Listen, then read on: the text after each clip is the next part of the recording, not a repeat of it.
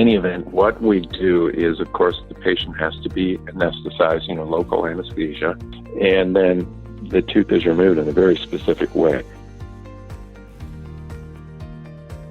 First of all, they've taken a little bit of activated charcoal, they've swished it and swallowed it. That's to help capture any little bits of mercury particulate that we don't even get in our really precise protocols. But then the teeth are isolated with what's called a rubber dam, and then there's suction put underneath the rubber dam.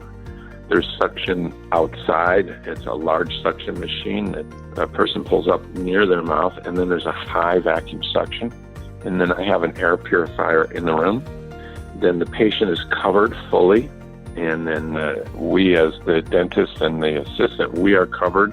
We have hair bands on, special face masks to protect us against any of the vapors. And then in the procedure itself, we use copious amounts, large amounts of water to flood and control any particulate splatter. And then the filling itself, the mercury filling, we try to take out in chunks. So we slice through, let's say it's like a pizza, we just cut it out in pieces. So we might take it out in 4 or 5 pieces so it pops out.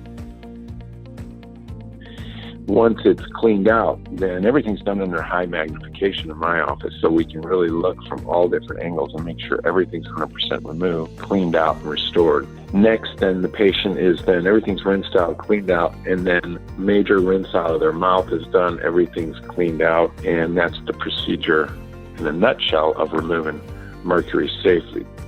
The other protective mechanism that the patient has, they have a positive form of oxygen into their nose, so they're breathing through their nose, pressurized oxygen. You can also use pressurized air from an outside air source.